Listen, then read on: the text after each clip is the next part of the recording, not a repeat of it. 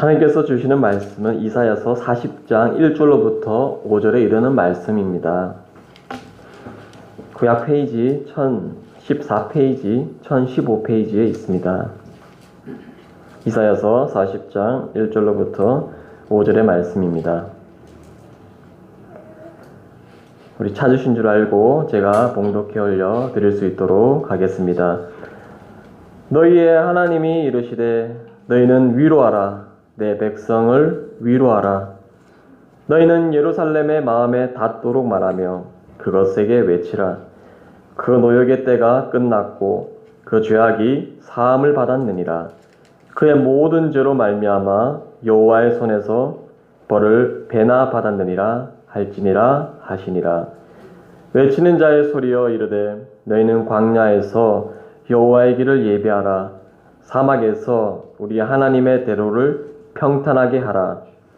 골짜기마다 도두어지며 산마다 언덕마다 낮아지며 고르지 아니한 곳이 평탄하게 되며 험한 곳이 평지가 될 것이요 여호와의 영광이 나타나고 모든 육체가 그것을 함께 보리라. 이는 여호와의 입이 말씀하셨느니라. 아멘. 할렐루야. 매주 보지만 우리 앞뒤 사람과 주님 안에서 사랑합니다, 축복합니다 인사 나누겠습니다.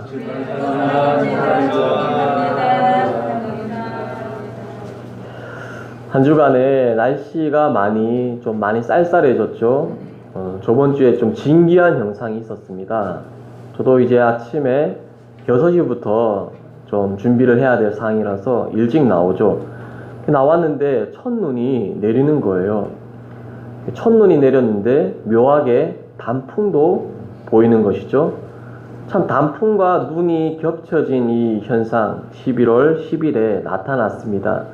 우리나라가 사계절인 줄 알았지만 점차 봄과 가을이 이렇게 매우 짧은 시간으로 줄어든 모습을 우리 성도 여러분들은 느끼고 있을 것입니다. 이제 여름과 겨울이 올지도 모르겠습니다.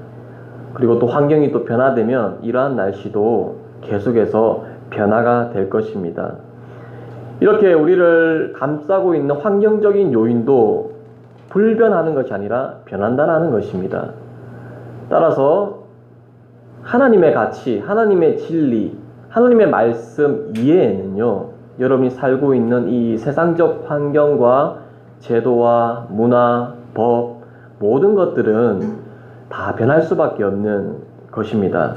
그것만 변할 뿐만 아니라 우리의 이 마음속도 언제든지 변할 수 있다는 것을 여러분 잊지 마시고 변하지 않는 말씀을 붙들면서 여러분 변하지 않는 심령으로 첫사랑을 회복하셔서 항상 말씀을 사모하고 예배를 기대하고 영혼 구원에 큰 사명을 가질 수 있는 저와 여러분들의 삶이 되시기를 축복합니다. 한 주간의 날씨에 대한 소식이 있었다면 두 번째로는 경제에 대해서 말씀드리고 싶은데요. 최근 들어서 여러분 요소수 부족 사태에 대해서 매스컴과 여러 매체들을 통해서 들었을 것입니다. 저도 그런 소식을 접하면서 참 필요할 때는 정말 가격이 저렴한 저러한 제품들도 두각을 나타내는구나 라는 것을 느낄 수가 있었어요. 이 요소수는 경유차에 들어가는 필수 물질로 구분이 되는데, 왜냐하면 경유차에는 경유가 들어가지 않습니까? 그러다 보니까 배출가스가 나옴으로써 인해서 환경이 오염됩니다. 따라서 그 배출가스의 독소를 제거하기 위해서 요소가 들어간다는 것이죠. 그래서 그 요소가 가격이 비싼 것이 아니라 처음에는 1리터에 약 1,000원 정도 형성이 되어서 중국이나 이런 데서 수입을 하면 굉장히 저렴하게 우리가 여기에서 제조하는 것보다 중국에서 들여오는 것이 이익이 많아서 이렇게 손 놓고 있었던 것입니다. 그런데 중국에서 이제 그 요소수에 대한 것을 요소, 비료라고 하죠. 그것에 대해서 규제를 했고 수출을 금지해 버렸습니다. 자, 그러다 보니까 우리나라에서는 그 요소를 수입할 수 없으니까 요소수를 만들 수가 없었습니다. 길거리에 있는 경유차들이 얼마나 많은지 모릅니다. 당장 우리나라에 200만 대가 있고, 우리 목사님이 타신 스타렉스 같은 경우에는요, 요소수를 이렇게 10리터 정도 통에 넣게 되면 한 3개월에서 6개월 정도는 쥐하지 않아도 계속 탈 수가 있어요. 그러나 트럭, 출애라 모시는 생계형 트럭들은요, 일주일에 3번 정도 이렇게 넣는다고 합니다. 정말 급하게 전국을 왔다 갔다 하는 트럭이기 때문에 많은 요소를 주입을 해야 된다는 것입니다. 이렇게 이런 사태가 오다 보니까 당장의 요소수가 없으면 운행을 못하게 되니까 전반적으로 우리나라의 물류 대란, 경제에 타격을 입히게 된다는 것입니다. 그렇게 쉽게 구할 수 있는 것, 저렴한 가격으로 가져올 수 있는 것이 막히니까 정작 해야 될 일들을 하지 못하고 정말 우스꽝스럽게 호주에 있는 요소를 수입하는데 1만 달러에 달하는 우리의 어떤 항공료를 주입하면서 그 저렴한 요소를 몇 톤을 들고 오기 위해서 항공기를 띄웠다라는 것입니다. 자, 이것을 볼 때 우리가 어떤 것을 또 깨달을 수가 있겠습니까? 여러분, 우리 주변에 사실은 교회들이 너무 많이 있잖아요. 개척교회부터 중형교회, 대형교회 많이 있는데 여러분, 이제 그 교회들이 줄어들고 갑자기 없어져 보십시오. 예배할 공간이 없다라고 생각해 보십시오. 그때는 예배를 드리고 싶어도 우리가 예배를 드릴 수가 없다는 것입니다. 예배 드릴 공간이 사라진다는 것입니다. 지금 우리가 경각심을 가져야 될 것은 내 주변에 있었던 사람, 교회, 가치, 여러분이 소중하지 않게 여겼던 모든 것들이 어느 순간에 부족해 버려지는 순간이 엄습해 올 때 저와 여러분은 얼마나 준비가 되어 있냐라는 것입니다. 한 나라의 경제도 어떻게 될지 모릅니다. 코로나 사태도 마찬가지로 여러분, 위드 코로나 시대가 왔지만 얼마나 불확실합니까? 백신을 6개월마다 한 번씩 맞아야 된다고 합니다. 백신을 아무리 맞더라도 6개월 뒤에는 돌파 감염이라는 것이 우리에게 오기 때문에 우리가 마냥 안심할 수 없다라는 것입니다. 저와 여러분들 이렇게 불확실성이 가득한 세상 속에 살아가고 있는데요. 때문에 우리가 이 시대에 살아갈 때 때로는 시한부의 인생처럼 종말론적인 관점으로 살아갈 필요가 어느 정도는 있다라는 것입니다. 세상을 의지할 수는 없다라는 것입니다. 세상에 살아가면서 우리가 지금 주어졌지만 교회도 마찬가지 공간이 주어졌고 이런 것들을 그냥 생각하지 마시고, 자, 이런 부분들이 없어지면 얼마나 우리가 슬퍼할 수 있을까, 얼마나 우리가 불행할까, 이런 것을 생각하면서 하나님께서 이번 주에 함께 드려줄 수 있는 공간과 예배 시간과 여러분 영혼들, 가족들, 이 모든 것들을 그냥 지나치지 마시고 귀하게 여기셔서 정말 주님께서 주시는 그 축복에 대해서 다시 한번 진심으로 감사할 수 있는 귀한 한 주간이 되시기를 축복합니다. 오늘 이사야서 40장 말씀을 준비하면서 왜 특별히 40장이냐 이렇게 물으신다면, 이사야서는 39장 이전과 40장 이후에 완전히 틀려진 내용으로 나타난다라는 것입니다. 40장 이후를요, 바벨론 포로 이후에 주어진 계시로 보는 것이 우리의 많은 신학자들이 보는 일반적인 견해입니다. 왜냐하면 40장 정에서는 유다의 멸망을 통해서 이스라엘 민족을 그렸고요, 40장 이후에는 임마누엘 이름으로 오시는 여호와 하나님, 그리고 그 하나님의 아들의 구원에 초점이 맞춰져 있고 그 구원을 그리고 완성하고 나아가고 있기 때문이라는 것입니다. 39장에서는 히스기야의 아수르 침략을 이겨내었어도 결국에는 바벨론의 침략으로 멸망당하는 것으로 마무리 짓고 있다는 것입니다. 이스라엘 민족이 항상 위기 가운데서 하나님의 심판을 피하지 못하고 멸망을 당한 다음에 다시 하나님을 영원히 떠난 것이 아니라 그 이스라엘 민족은 하나님의 구원을 바라고 있다는 것이죠. 때문에 하나님께서는 40장 이후에서는 하나님의 구원 사역의 역사를 온전히 드러내고 있다는 것입니다. 이사야는 바벨론 포로 이전에 살았던 사람입니다. 때문에 이 포로 이전에 살았던 인물이기 때문에 포로 이후를 이사야가 기록할 수 있었느냐라고 물으신다면 그러지 못한다는 견해가 당연히 있을 수 있다는 것입니다. 하지만 성경은 모든 부분을 이사야의 계시로 믿고 기록되었다라는 것입니다. 우리에게 이러한 계시는요, 시간과 공간의 제약이 없이 저자를 동일하게 하나님의 계시로 보는 것이 우리의 믿음의 눈이라는 것입니다.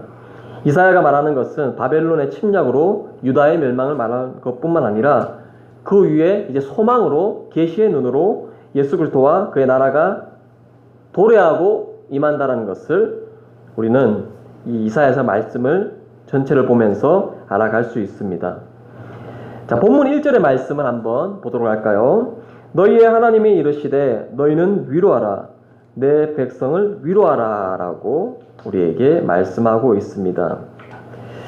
자, 내 백성을 위로하라는 것은 이제 사항이 바벨론 포로 이후에 이제 영적인 사항이 전개되는 순간이라는 것입니다.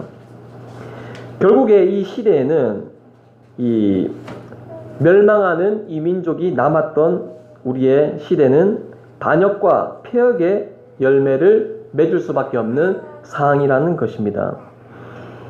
자, 그렇기 때문에 유다의 멸망, 포로의 삶 이후에 하나님께서 그려진 이 세상은 구원론적인 관점으로 바라봐야 된다는 시대라는 것입니다. 여러분, 시대가 한번 멸망을 할 때는요, 하나님의 뜻을 찾아야 될 줄 믿습니다. 시대가 달라진다, 시대가 변화한다, 시대의 패러다임이 바뀐다. 그 순간에 민감한 눈으로 바라볼 수 있는 자는 시대를 바라보는 어떤 학자도 아니고 경제학자도 아니고 철학자도 아닌 것입니다. 시대의 변화에 민감하게 반응한다는 사람은 영적인 눈을 가진 우리 그리스도인이라는 사실을 여러분 기억해야 될 줄 믿습니다. 분명히 유다는 멸망했지만 멸망했던 그 상황을 바라본 것이 아니라 멸망 이후에 역사하실 하나님을 바라보는 눈을 뜨는 그런 자들이 이 시대에도 분명히 있었다라는 것을 우리는 알 수 있습니다. 너희는 위로하라, 내 백성을 위로하라. 이 말은 먼저는 하나님의 아들로 위로받은 자들은 나중에 위로를 받게 될 흑암의 가운데 거하는 자들을 하나님의 아들로 위로하라는 것을 우리는 이 말씀을 통해서 깨달을 수가 있습니다. 여러분, 우리의 시대도 점점 더 변하고 있는데요. 여러분 눈치챘는지 모르겠지만 어떻게 변화되고 있습니까? 먼저 이제 메타버스의 시대가 오게 된다는 것입니다. 이 뜻은 여러분 좀 어려운 말인데요.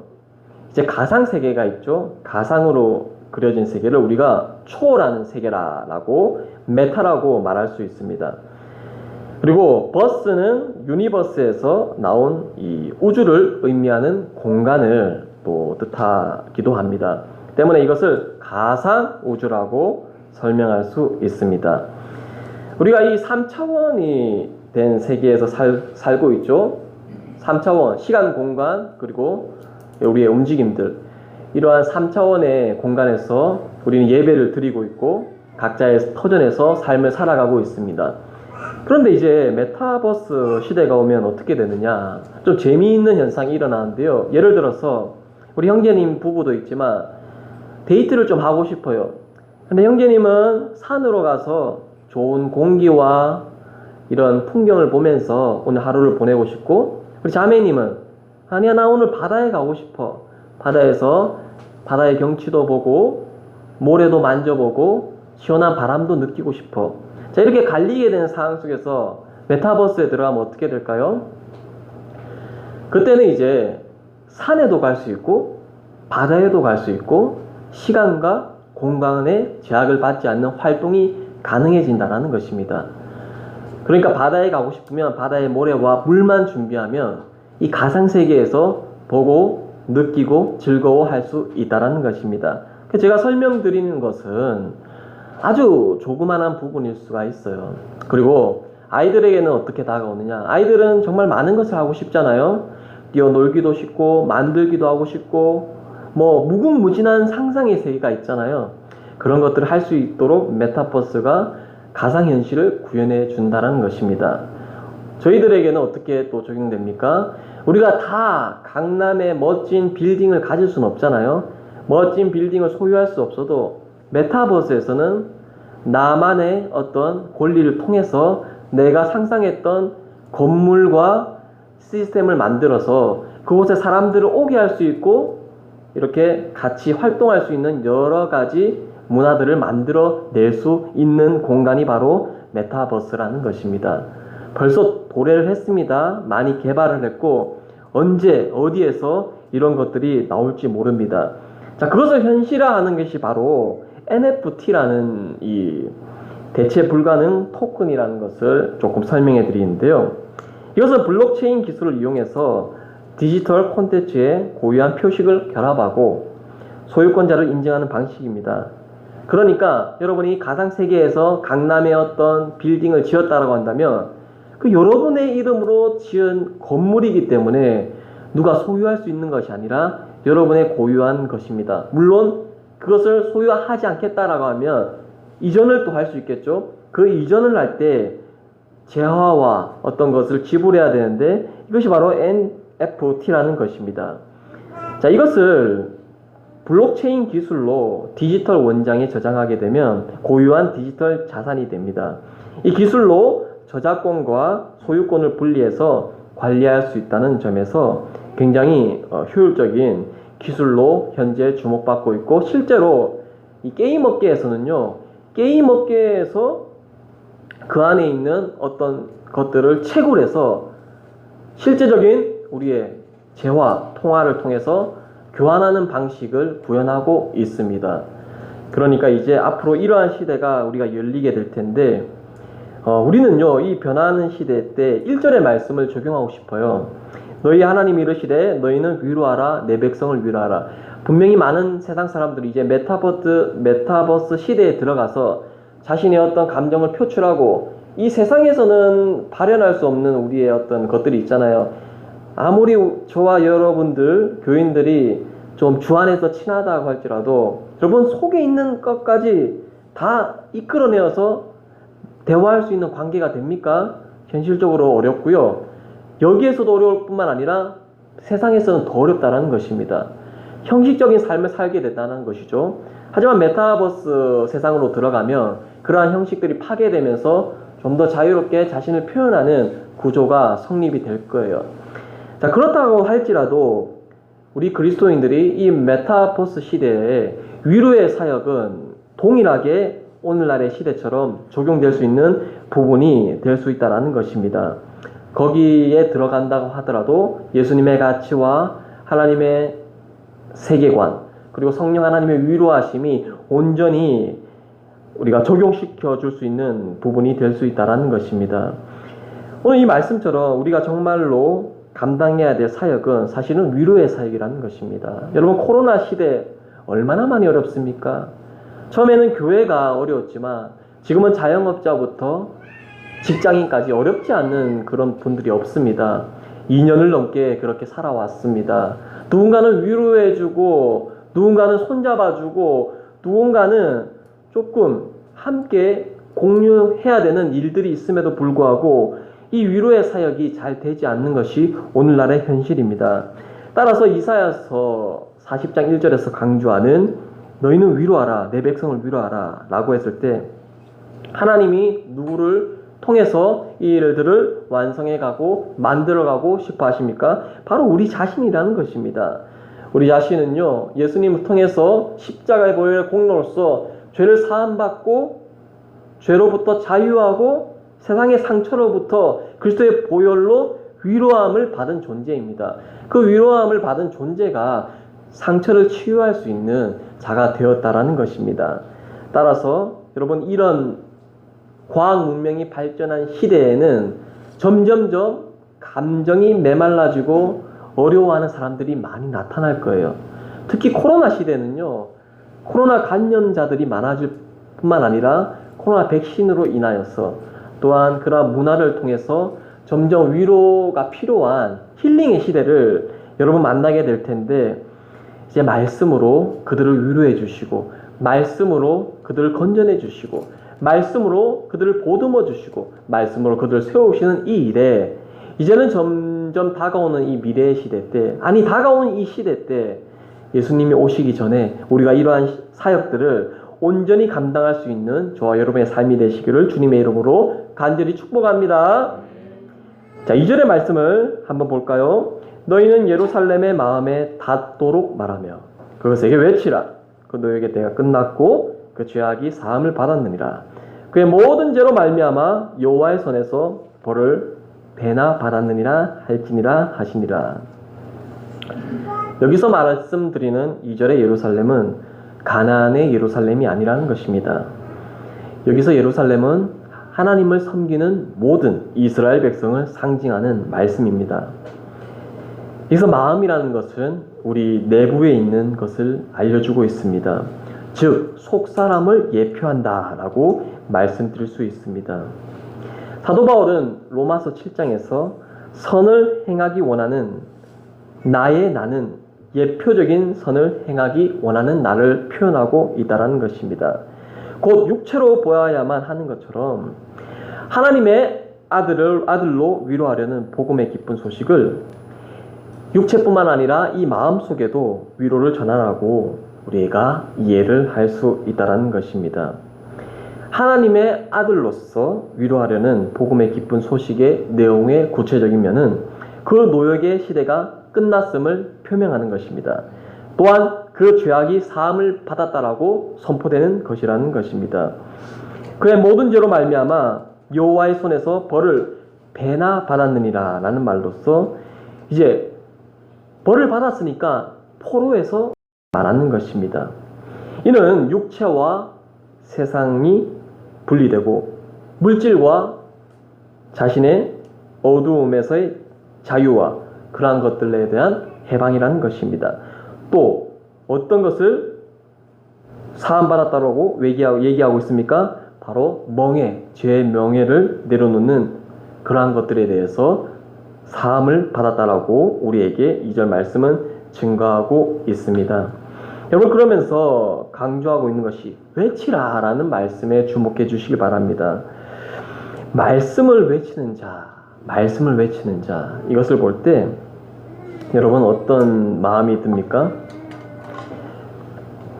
이 하나님의 말씀을 우리가 증거할 때, 말씀을 전도하는 사람의 모습을 볼 때 지하철역이나 아니면 길거리에서 또는 차에서 말씀을 이렇게 크게 라디오를 틀고 증거하는 사람들이 있습니다.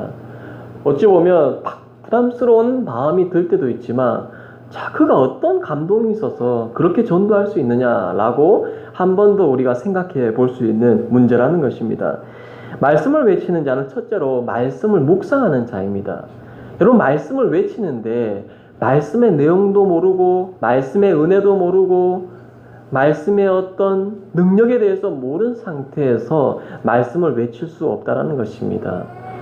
여러분, 사람이 고통 가운데 고통을 신음할 때, 고통을 느낄 때 고통의 소리를 내죠. 어떤 특이한 반응이 왔기 때문에 소리를 낸다라는 것입니다.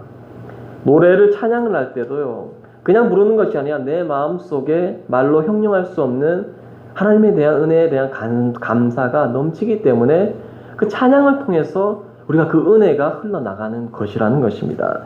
여러분, 말씀을 외치는 자가 되기 위해서는요, 먼저 말씀을 묵상하는 자가 되어야 되실 줄 믿습니다. 삶을 통해서 바쁘시겠지만 어떻게 해서든 여러분 시간을 내어서, 여러분, 우리가 스마트폰 시대에 살고 있으니까 이제는요, 이 성경책을 무겁게 들고 있지 않아도 가벼운 마음으로 핸드폰만 들면 언제든지 여러분 말씀을 만날 수 있는 시간이 얼마나 많은지 모릅니다. 그러나 그렇게 환경적으로 하나님께서 말씀을 가깝게 할 수 있는 요건을 허락해 주셨지만 사단도 가만히 있을까요? 그렇지 않습니다. 그 편해진 환경 속에서 말씀을 찾으려고 했을 때 사단의 방해와 다른 세상적 문화와 즐거움도 같이 와서 말씀을 묵상하지 못하게 한다는 것입니다. 여러분, 말씀을 외치는 자가 되고 싶습니까? 그러면 말씀을 묵상하는 자가 되어야 될 텐데, 이번 한 주간을 살아가면서 나는 주님께서 주신 이 한 주간의 삶, 24시간, 300시간 이상 되는 나의 한 주간의 삶 속에서 얼마만큼 아버지의 말씀을 묵상했는지 뒤돌아보면서 내가 먼저 말씀을 외치기 위한 자가 되기 위해서 먼저 아버지 하나님 말씀을 묵상하는 자가 되게 하여 주시옵소서. 반드시 이 기도를 통해서 여러분의 아침을 설계하시고 여러분의 하루를 마감하시는 복된 여러분이 되시기를 축복합니다. 두 번째로 말씀을 외치는 자가 되기 위해서는요, 말씀을 삶으로 적용하는 자가 되자라고 권면드리고 싶습니다. 여러분, 우리가 말씀을 사모해서 말씀을 묵상하는 자가 되었지만 이제 그 묵상만으로 끝나는 경우가 있어요. 아버지의 말씀이 너무 좋다. 아버지의 말씀이 너무 은혜가 된다. 그 말씀을 통해서 내 마음이, 내 심령이 회복되었다. 그것으로 끝나는 이런 선에서 마감하는 사람들이 있다는 것입니다. 여러분, 그 자가 과연 말씀을 외칠 수 있는 자가 될 수 있을까요?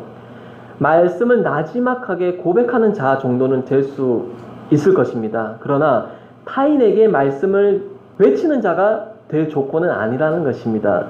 따라서 말씀을 삶으로 적용하는 자가 한 번 더 요구된다는 것입니다. 여러분, 말씀이 너무 은혜롭고 이 말씀 속에서 내가 살아있는 말씀으로 적용해보자 라는 감동이 오시면 여러분, 말씀을 삶으로 적용하는 자가 되시기를 간절히 축복합니다. 말씀이 삶으로 드러나야 참된 그리스도의 모습으로 여러분 세상을 살아갈 수 있다는 것입니다. 말씀이 삶으로 적용되어야지만이 여러분이 하나님의 아들로서 삶을 증명하는 자료가 될 수 있다는 것을 기억하시길 원합니다. 말씀을 삶으로 끌어내는 자만이 여러분의 일터와 사업터와 가정을 변화시킬 수 있는 자가 될 수 있음을 여러분 고백하시기 원합니다. 말씀을 삶으로 보여주는 자만이 믿지 않는 영혼에게 하나님을 증명할 수 있는 귀한 도구가 될 수 있다는 것입니다. 그런 자만이, 삶으로 증명된 자만이 입술로서 말씀을 외치는 자가 될 수 있다는 것을 기억하시기 원합니다. 세 번째로 여러분에게 말씀을 외치는 자가 필요한 그런 부분은요, 말씀을 증명하는 자가 되라라고 권면하고 싶습니다. 말씀을 적용하는 것에 대해서 연장선상에서 우리가 이해할 수 있지만, 말씀을 증명한다는 것은 어떤 우리가 시험적인 것이죠.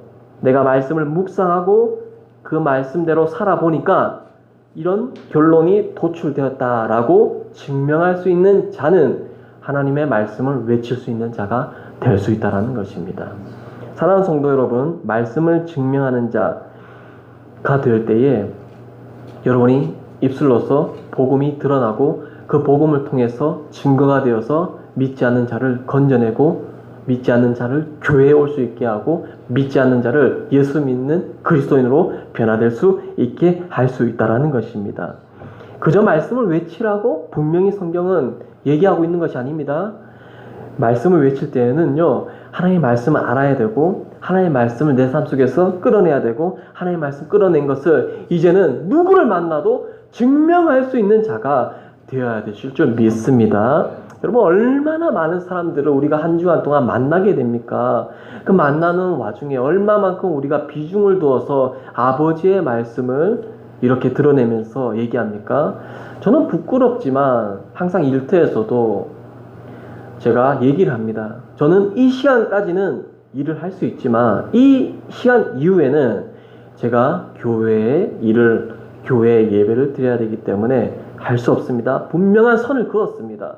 자, 그렇다고 해서 직장에서 인정을 못 받느냐, 직장에서 내쫓느냐, 직장에서 다른 소리를 하냐, 그렇진 않습니다. 하나님의 방법대로 모든 것이 주님이 원하시는 방향으로 이끌어 나간다는 것입니다. 그런데 그렇게 말하기까지가 마음 상태가 쉽지 않다는 것이죠. 여러분, 이렇게 증명하기 위해서는 반드시 말씀에 대한 확신과 말씀을 내 삶으로 증명해야겠다라는 담대함과 용기가 필요하다는 것입니다. 여러분, 우리는 그리스도인이십니다. 세상의 가치에, 세상의 어떤 룰에 적용받는 것이 아니라 하나님의 룰로 세상의 어떤 룰이 이끌어지는 그러한 모습을 우리가 드러내야 된다는 것이 바로 말씀을 외치는 자의 참다운 모습이 아니겠습니까? 3절은 계속해서 이렇게 말씀하고 있네요. 외치는 자의 소리여 이르되 너희는 광야에서 여호와의 길을 예비하라.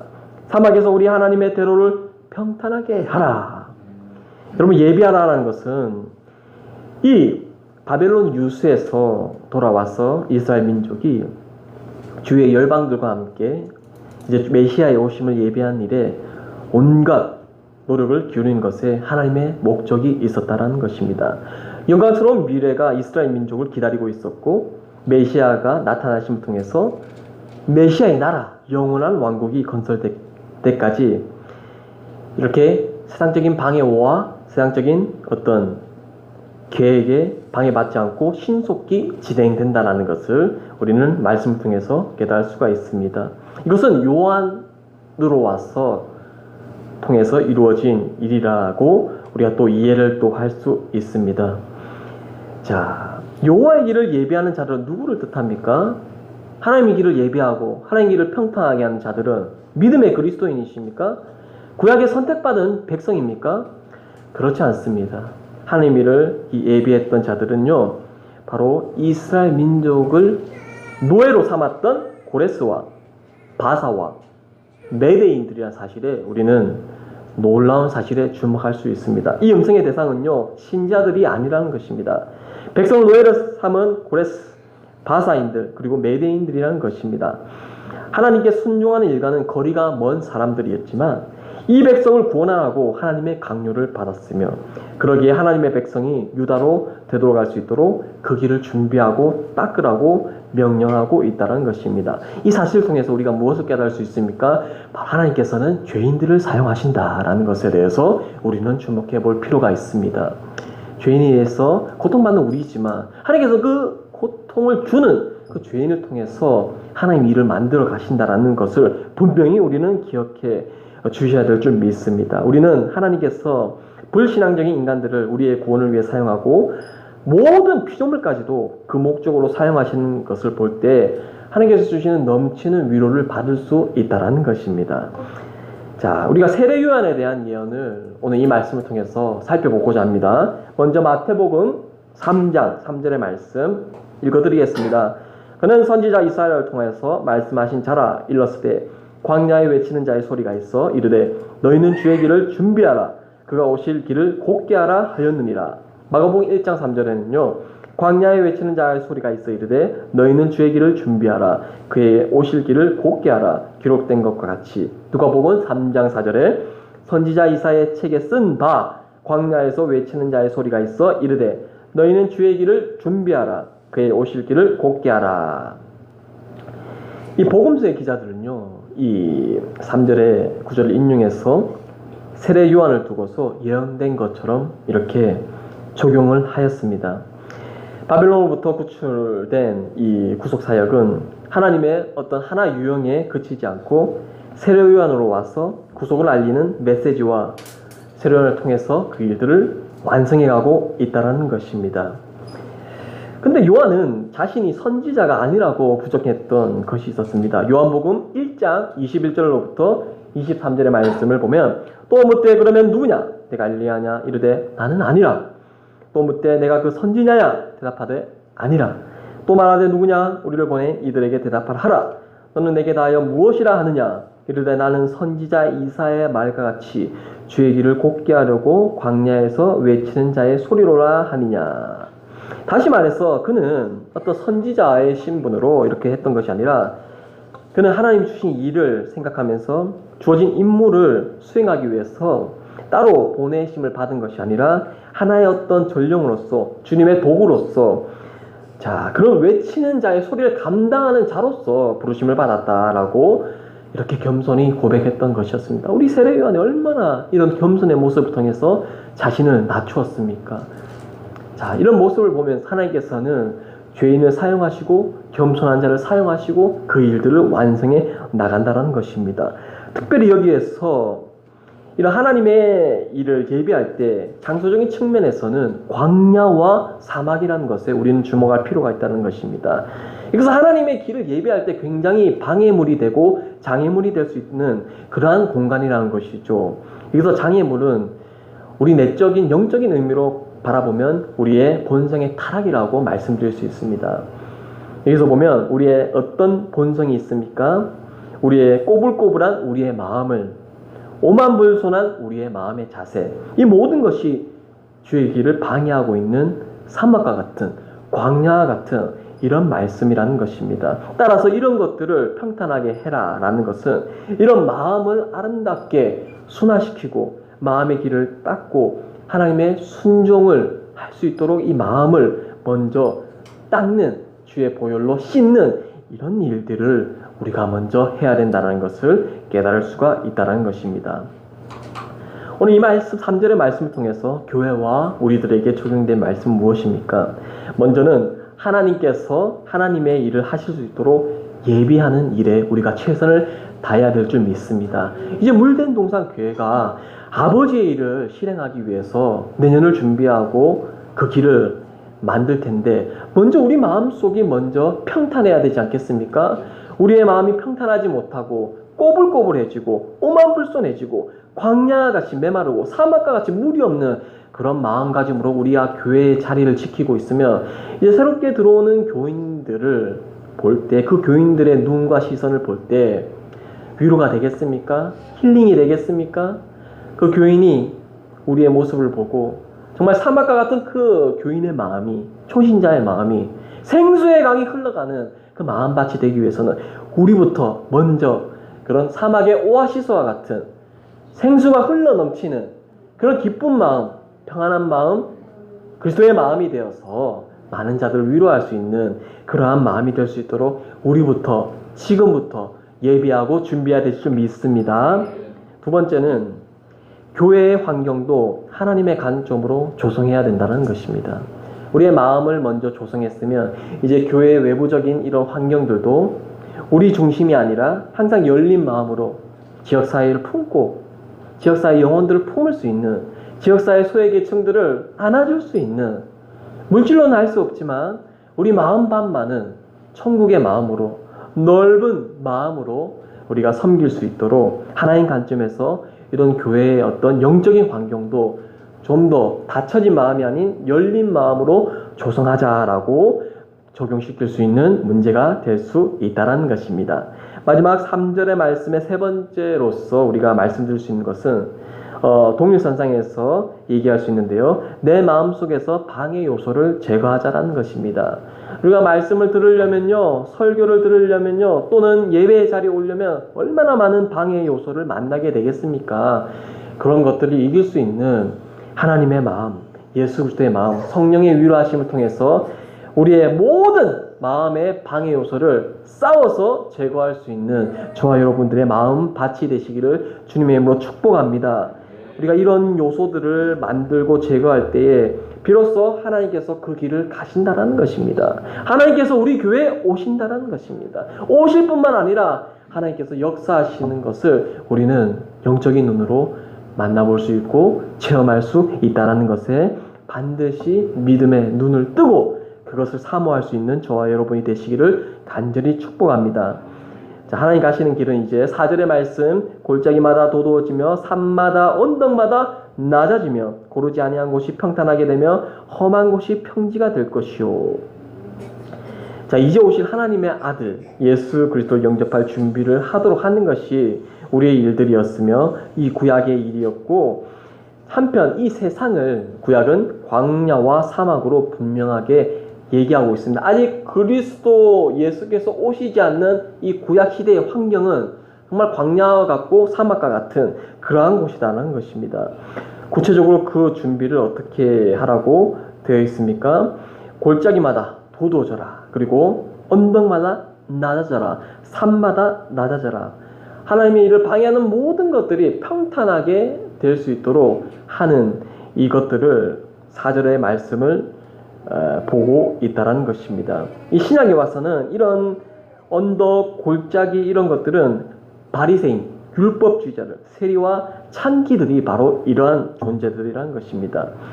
자, 이런 교회의 구원을 방해하는 세력들을 하나님의 손길로 승리할 수 있다는 것을 4절은 강조하고 있다는 것입니다.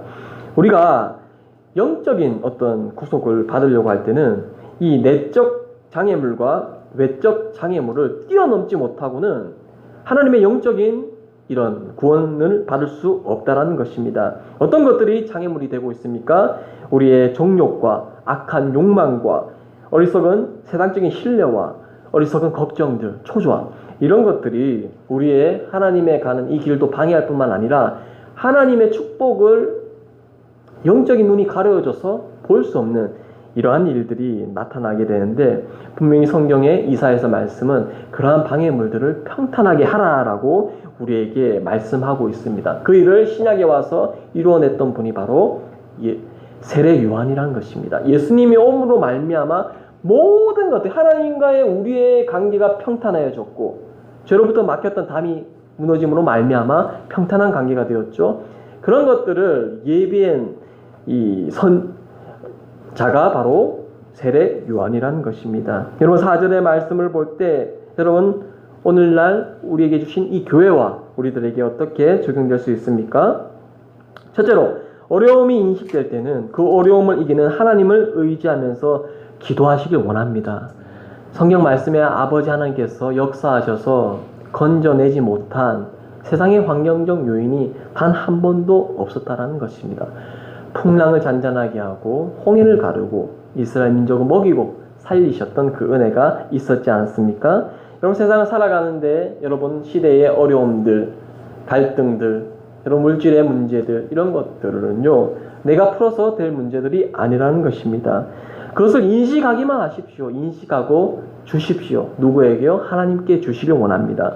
그러면 하나님께서 그 어려움을 뛰어넘을 수 있는 지혜와 환경과 여건을 분명히 허락해 줄 줄 믿습니다. 하나님 지금도 우리에게 문제를 싸들고 오길 원하십니다. 문제를 갖고 오면 문제를 풀어서 축복으로 변화시킬 그 하나님을 기대하면서 이 4절의 말씀을 적용하시길 원합니다. 두 번째로는요, 장애물을 만날 때 피하지 마시고 주님이 주시는 능력으로 그 장애를 뛰어넘는 여러분 담대함을 가지시길 원합니다. 하나님 우리를 훈련시킬 때 문제도 풀기도 하지만 문제를 그대로 둘 때가 있어요. 왜? 우리의 어떤 신앙을 단련시키기 위해서 그 장애물들을 놔둘 때가 있다는 것입니다. 그러면 그 장애물 때문에 우리가 절망하고 우리가 하나님께서 왜 풀어주지 않지? 라고 의심하고 또 혼동되면서 살아가는 것이 아니라 그 장애물을 통하여서 내가 하나님의 능력으로 하나님의 말씀으로 하나님께 주시는 그 은혜로 내가 담대히 뛰어넘을 수 있는 믿음의 담대함을 단련시키기 위해서 주셨구나라는 생각을 가지면서 이제 그 장애물들을 피하지 말고 회피하지 마시고 정면 돌파하셔서 뚫어낼 수 있는 믿음의 영적 군사 되시기를 간절히 축복합니다. 이제 마지막 말씀을 보도록 하겠습니다. 5절의 말씀인데요. 여호와의 영광이 나타나고 모든 육체가 그것을 함께 보리라. 이는 여호와의 입이 말씀하셨느니라.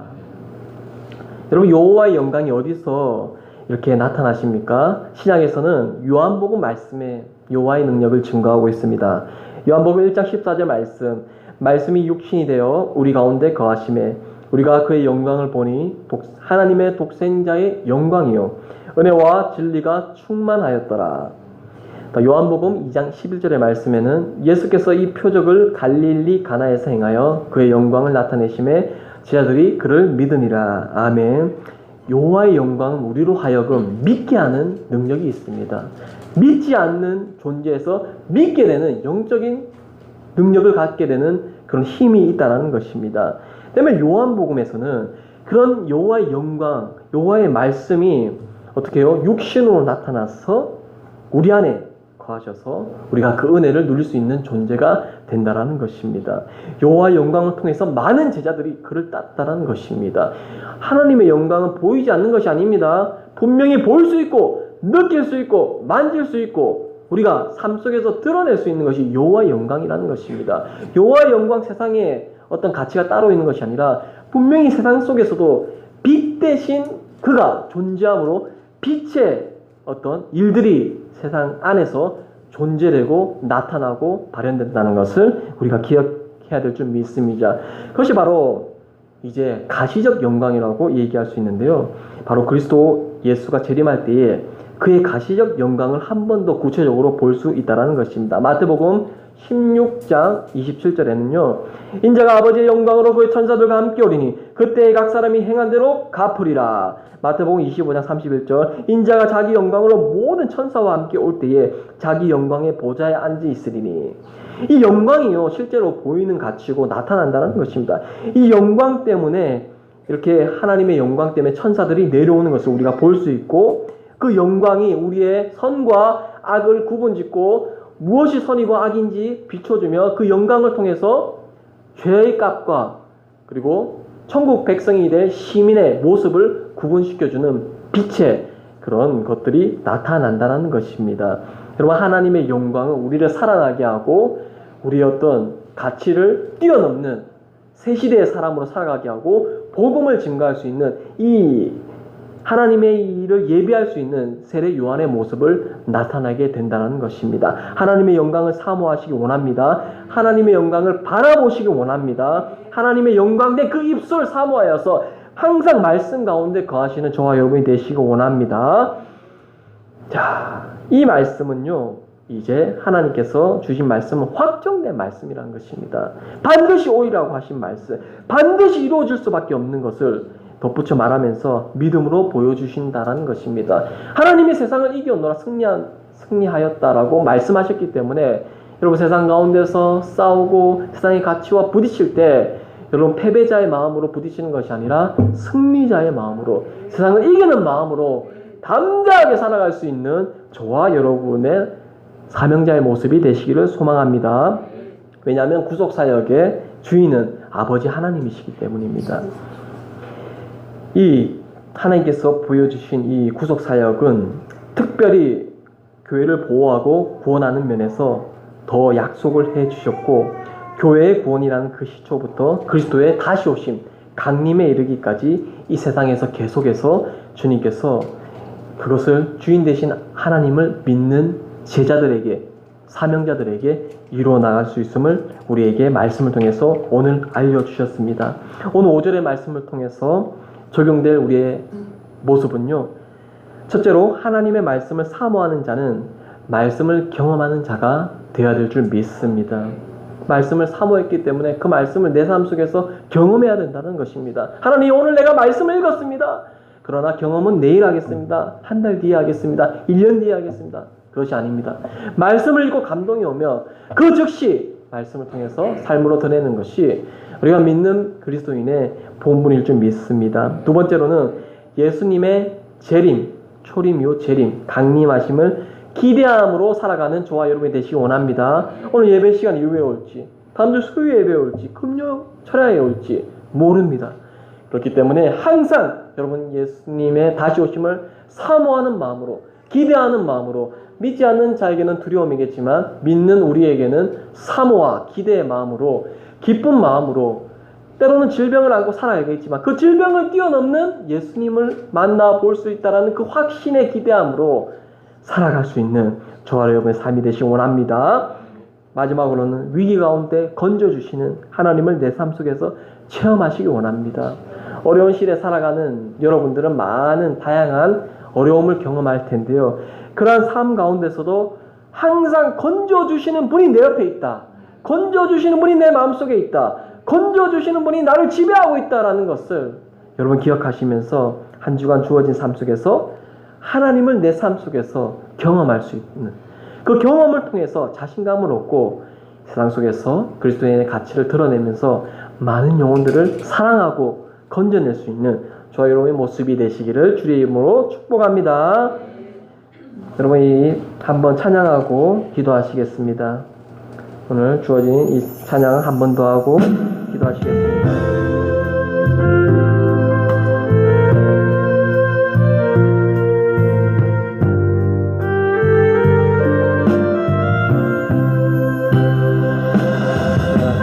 이상한 자를 고치시는 주님, 하늘의 아버지 날 주관하소서. 그의 길로 인도하사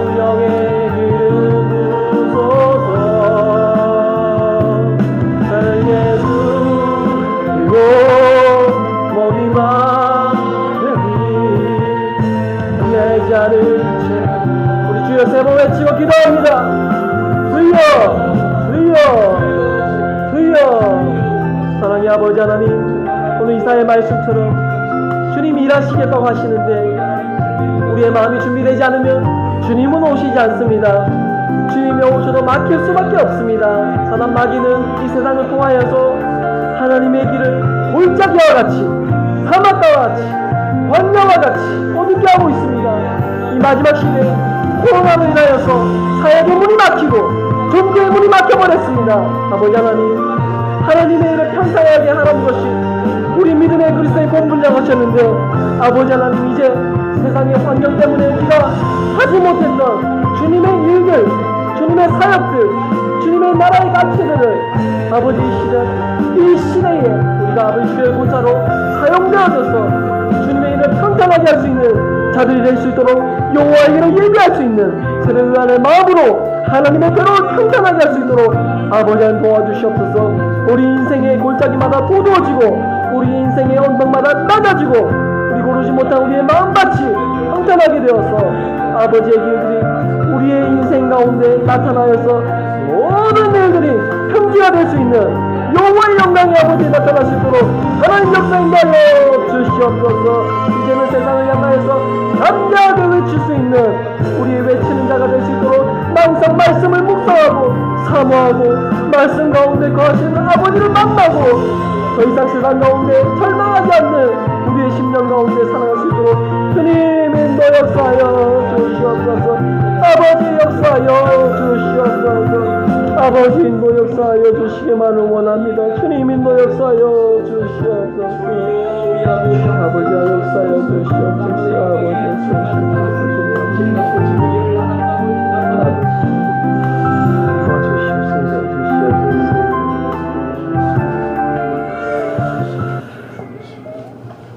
사랑의 아버지 하나님, 누가 여호와의 영을 주도하였으며 누가 모사가 되어 그를 갖췄습니까? 오로지 아버지만이 저의 길을 인도해 주시고 우리 교회를 세워주시고 우리 교회를 풍성케 하실 유일하신 분일 줄 믿습니다. 아버지, 힘든 2년을 오면서 아버지 코로나 이 기간 동안 많은 사람들이 주님의 말씀을 필요하고 주님의 말씀을 갈망하고 있는 영적 상태가 되었습니다. 그것을 이제 우리가 영적인 눈으로 그를 바라볼 수 있도록 영적인 심령이 되게 하여 주시옵소서. 말씀 가운데 거하는 자들이 되게 하여 주시옵소서. 말씀을 묵상할 뿐만 아니라 그 말씀을 내 삶 속에서 드러내는 자가 되게 하여 주시옵소서. 풀과 같은 우리의 육체, 정말 들에 핀 꽃과도 짧은 우리의 인생 가운데서 하나님의 가치와 하나님 나라에 합당한 그러한 삶을 살아갈 때에 하나님께서 만드시고자 하는 이 세상이 저희 시대에 나타날 수 있도록 인도하여 주시옵소서. 주님, 저희들 세상 가운데 침묵하는 자가 되지 않도록 역사하여 주시옵소서. 세상 가운데 주의 말씀을 외치는 자가 되게 하여 주시옵소서. 죄로 말미암아 물든 이 세상을 그리스도 예수의 빛으로 하나님 모든 죄악들을 드러내어서 이제 하나님의 법과 하나님의 심판대 위에 설 그날까지 하나님께서 사용하시는 주의 사자들로 세워 주시옵소서. 우리 교회를 기억하여 주시옵소서. 사랑으로 보듬어 주시옵소서. 모두가 다 하나가 되어서 하나님의 일을 감당하기에 부족함이 없는 우리 심령들 다 될 수 있도록 하나님 도와 주시옵소서. 감사드리오며 살아계신 예수님의 이름으로 기도드립니다. 아멘. 이 시간 예물기도 드리시겠습니다. 사랑해 주님 감사합니다. 오늘도 저희들에게 귀한 말씀 허락해 주시니 감사합니다. 우리가 정말 광야에 외치는 소리가 되어 주님의 길을 예비하는 자들이 되게 인도하여 주시옵소서. 그 일을 위하여 미리 부르심을 받은 저희가 하나님이 원하시는 뜻대로 주님께서 주신 사명을 잘 감당할 수 있는 자들 되게 인도하여 주시옵소서. 한 주간 지켜주신 은혜 또한 귀한 말씀 우리들에게 주신 은혜 감사하여 예물 드립니다. 이 예물이 쓰이는 곳에 주님의 나라가 임하게 하시고 또한 주님의 영광을 드러낼 수 있는 기적의 일들이 일어날 수 있도록 인도하여 주시옵소서. 예수님의 이름으로 기도드렸습니다. 하나님 교회 준비하신 예물 드리시겠습니다.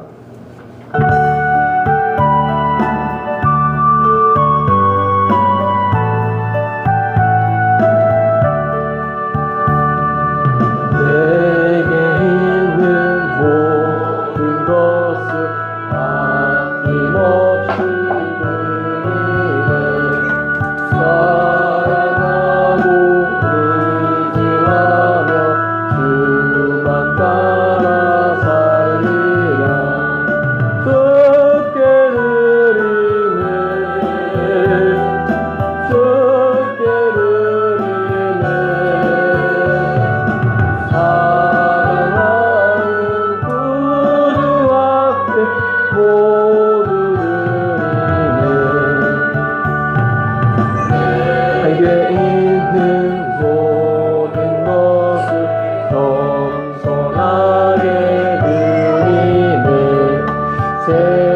세상 욕심 멀리하니 나를 받아 주소서. 주께 드리네 주께 드리네 사랑하는 구주 앞에 모두 드리네. 내게 있는 모든 것을 하나를 위해 드리네. 주의 성령 충만하게 내게 내려주소서. 주께 드리네 주께 드리네 사랑하는 구주 앞에 모두 드리네.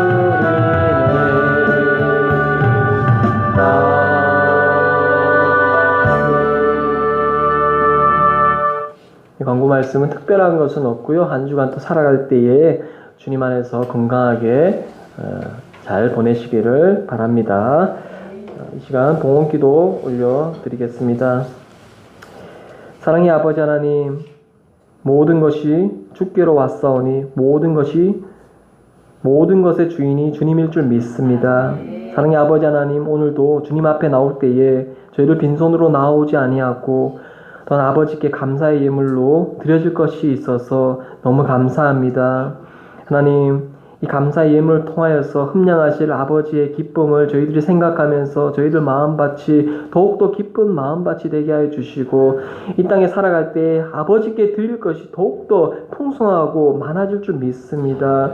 하나님, 그러하기에 우리의 심령이 하나님 세상 가운데 있는 것이 아니라 하나님 주신 이 따뜻한 천국의 마음이 되어서 이 세상의 가치를 다스리고 이 세상의 가치 속에 살아있는 자들을 건져내어서 그들의 따뜻한 그리스도의 사랑을 전달할 수 있는 귀한 사명자의 모습으로 살아갈 수 있도록 하나님 역사하여 주시옵소서. 아버지께서는 행한 대로 갚으신다고 하셨습니다. 아버지시여, 우리의 모든 일거수일투족을 하나님께서 아시고 아버지의 영광으로 주님 그 천사들과 함께 지켜주신다고 약속하셨사오니 하나님 아버지, 이 예물을 통하여서도 아버지 동일하게 역사해 주시사 이 지역에 귀한 아름다운 예물로 쓰임받게 해주시고 교회를 세워나가는데, 일꾼을 세우는데, 많은 자들을 섬기는데 온전한 예물로 주님 사용하여 주시옵소서. 하나님, 한 주간의 삶을 주님께 온전히 의탁드리오며 동행해 주실 줄 믿습니다. 살아계신 예수님의 이름으로 기도드리옵나이다. 아멘. 우리 주기도문서 하겠습니다.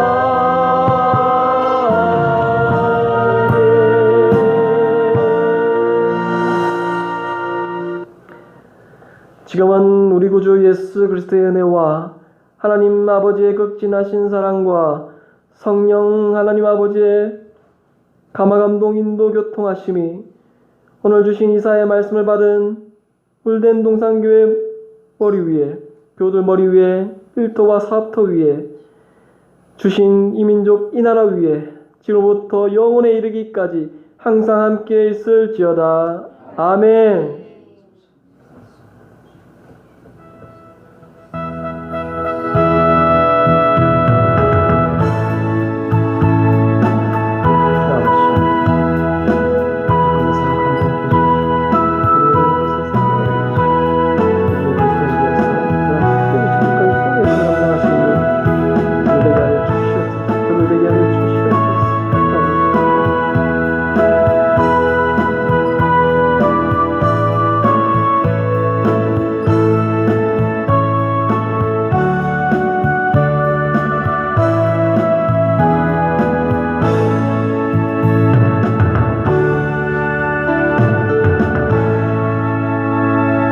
살아계신 아버지께 영광의 박수 한번 보여드리겠습니다.